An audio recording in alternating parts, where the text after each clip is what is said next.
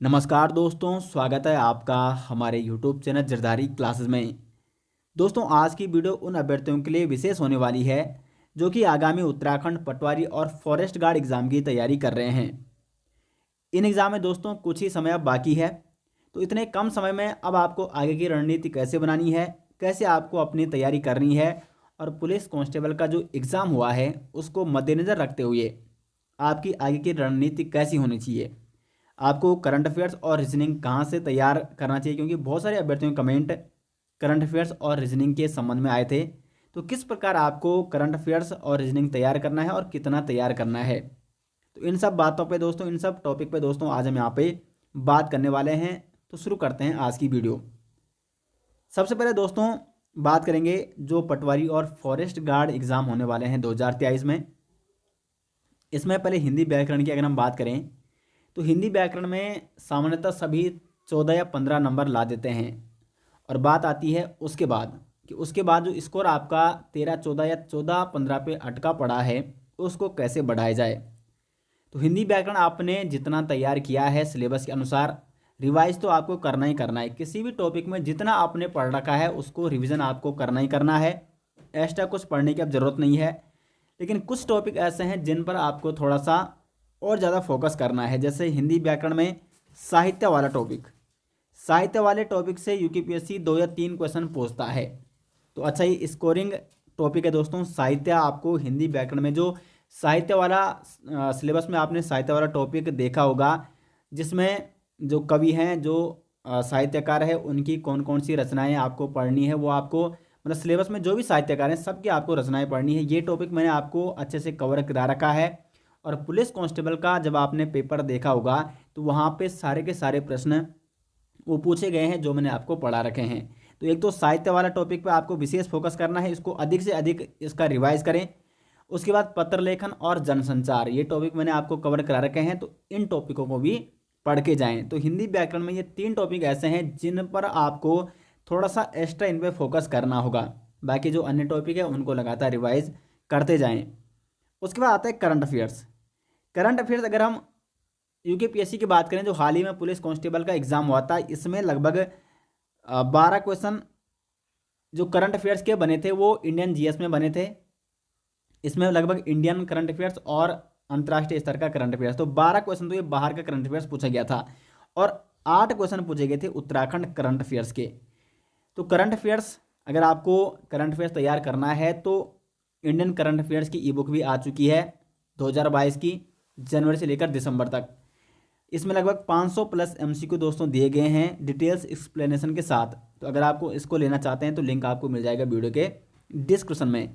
और Uttarakhand current affairs की ई book वो पहले ही आ चुकी है। और पुलिस कांस्टेबल में 8 में से 5 क्वेश्चन डायरेक्ट उसी ई बुक से बने थे। 2022 के 5 क्वेश्चन पूछे गए थे और पाँचों के पाँचों क्वेश्चन हमारी उत्तराखंड करंट अफेयर्स ई बुक 2022 से पूछे गए थे। तो इसका लिंक आपको वीडियो के डिस्क्रिप्शन में मिल जाएगा। दोनों ई बुक दी गई है डिस्क्रिप्शन में। तो करंट अफेयर्स आपको थोड़ा सा करंट अफेयर्स पे विशेष टारगेट आपको करना है और रीजनिंग पर, क्योंकि रीजनिंग में भी कुछ सिलेक्टेड टॉपिक आते हैं, जैसे ट्राइंगल वाले या वर्ग वाले टॉपिक आएंगे, या ब्लड रिलेशन वाले, डाइज वाले, ओपन डाइज, क्लोज डाइज, इनमें से कोई भी एक प्रश्न पूछा जा सकता है। तो इस प्रकार के प्रश्न बनते हैं। तो रीजनिंग और करंट अफेयर्स, इस पर आपको थोड़ा सा एक्स्ट्रा फोकस करना होगा। करंट अफेयर्स पिछले 2 सालों का 2022 और 2021 का तो आपको किसी भी हालत में ये तो पढ़ना ही होगा, क्योंकि यूकेपीएससी में आपने देख लिया और जो पुलिस कांस्टेबल का एग्ज़ाम हुआ उसमें आपने देख लिया, और आगे भी जो एग्ज़ाम है उसमें भी करंट अफेयर्स पूछा जाएगा। क्योंकि यूकेपीएससी के पिछले जितने भी एग्ज़ाम हुए, चाहे वो पीसीएस का एग्ज़ाम हुआ उसमें भी आपने करंट अफेयर्स देखा होगा।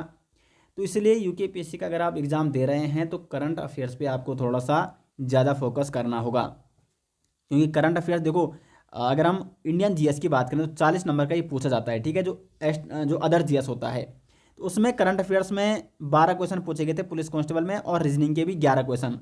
तो कितने, लगभग 22 या 23 क्वेश्चन तो 40 में से यही इन्हीं 2 से पूछा गया था।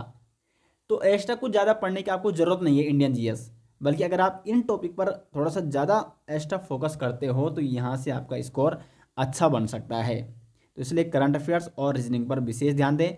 करंट अफेयर्स के लिए ई बुक हमारी आ चुकी है, लिंक आपको मिल जाएगा वीडियो के डिस्क्रिप्शन से, या आप वहाँ से तैयार कर सकते हैं या मार्केट से आप कोई अच्छी बुक ले सकते हैं। उसके बाद उत्तराखंड जीके की बात करें तो उत्तराखंड जीके में 40 क्वेश्चन पुलिस कांस्टेबल में पूछे गए थे। उसमें लगभग 37 क्वेश्चन ऐसे हैं जो मैंने आपको कई बार करा रखे हैं, क्योंकि हिस्ट्री सीरीज मैंने चलाई थी, हिस्ट्री के सारे क्वेश्चन वहीं से बने हैं। परीक्षावाणी सीरीज मैंने चलाए थे, वहाँ से भी बहुत सारे क्वेश्चन पूछे गए थे। तो उत्तराखंड जीके के कुछ अच्छे क्वेश्चन पूछे गए थे, कुछ थोड़ा डीप क्वेश्चन भी यहाँ पे पूछे गए थे। और आपको ये नहीं सोचना है कि UKPSC Uttarakhand GK simple question पूछता है, ऐसा नहीं है। क्योंकि जो पुलिस कांस्टेबल एग्ज़ाम था वो 12th स्तर पर था और जो पटवारी का एग्ज़ाम है वो ग्रेजुएशन स्तर पर है। तो पटवारी में उत्तराखंड जीके थोड़ा सा डीप पूछा जा सकता है। तो जितना आपने पढ़ा है, जितना मैंने आपको पढ़ा रखा है, बस उतना आपको तैयार करना है। उत्तराखंड हिस्ट्री सीरीज, जिला सीरीज और परीक्षावाणी सीरीज, ये 3 सीरीज मैंने चलाई थी। तो इस पर मैंने जितना जीके आपको पढ़ा रखा है उत्तराखंड जीके, वही आपको पढ़ के जाना है। इससे बाहर आपका क्वेश्चन नहीं बनेगा। बाकी 3 या 4 क्वेश्चन ऐसे बनते हैं जो बहुत कम अभ्यर्थियों ने सुने होते हैं, ठीक है, और बहुत कम बुक्स में वो देखने को मिलते हैं। तो वो 3 या 4 क्वेश्चन बनते ही बनते हैं टफ। तो बाकी उत्तराखंड जीके की आपको टेंशन लेने की ज़रूरत नहीं है। जितना आपने पढ़ा है उससे ज़्यादा आपको अब पढ़ना नहीं है, उसको अधिक से अधिक रिवाइज करें। अब ऐसा नहीं कि आपने देख लिया कि यूकेपीएससी उत्तराखंड जीके नॉर्मल पूछता है तो हम अब उत्तराखंड जीके पढ़ेंगे नहीं, ऐसा नहीं है। आपको रिवाइज वो करना ही करना है। फिर बात आती है सामान्य अध्ययन की। तो सामान्य अध्ययन में 40 में से 20 क्वेश्चन तो करंट और रीजनिंग के बन रहे हैं। बच्चे 20 क्वेश्चन, तो 20 क्वेश्चन में आपको, अगर आप संविधान को अच्छे से पढ़ के जाएं, क्योंकि हो सकता है कि जो पटवारी का एग्जाम है उसमें संविधान के अच्छे क्वेश्चन बने, क्योंकि संविधान के क्वेश्चन पुलिस कांस्टेबल में ज़्यादा नहीं बने थे। और उससे पहले का जो पीसीएस का पेपर हुआ था उसमें संविधान के मोस्टली क्वेश्चन जो बने थे वो संविधान के बने थे। तो कॉन्स्टिट्यूशन यानी संविधान अच्छे से पढ़ के जाएं, और हो सके तो इकोनॉमी और हिस्ट्री पे थोड़ा ध्यान दें, ठीक है। विशेषकर अगर सामान्य अध्ययन में आप पढ़ना चाहते हैं तो संविधान को जरूर पढ़ के जाएं। बाकी इस पे ज़्यादा जितना आपने पढ़ रखा है उसको रिवाइज करें, ज़्यादा फोकस करने की जरूरत नहीं। फोकस अगर आपको करना है एक्स्ट्रा तो वो करंट अफेयर्स और रीजनिंग पर करना है। और बाकी जो भी अन्य सब्जेक्ट हैं जितना आपने तैयार कर रखा है उसको रिवाइज करें बस, ठीक है दोस्तों। तो ये थी दोस्तों जो आगे की रणनीति आपको बनानी है। बाकी लगातार रिवाइज करें और अधिक से अधिक आप समय व्यतीत करें पढ़ाई में, क्योंकि कुछ ही समय है और कुछ ही मतलब लगभग पटवारी के लिए कुछ ही दिन बचे हैं और फॉरेस्ट गार्ड के लिए भी। तो इन्हीं दिनों आपको पढ़ना है। उसके बाद अगर आप एक बार सक्सेस हो जाते हैं तो बार बार आपको पढ़ना नहीं पड़ेगा। तो जितना भी समय बचा है उसमें अपना जितना समय आप लगा सकते हैं पढ़ाई में उसको लगाएं और अधिक से अधिक पढ़ाई पर समय निकालें और रिवाइज करते रहें। बाकी करंट अफेयर्स और रीजनिंग इस पर थोड़ा सा विशेष ध्यान दें। करंट अफेयर्स का लिंक आपको मिल जाएगा वीडियो के डिस्क्रिप्शन में। तो दोस्तों ये थी आज की वीडियो। उम्मीद करते हैं आपको वीडियो पसंद आई। मिलता है नेक्स्ट वीडियो, तब तक के लिए धन्यवाद।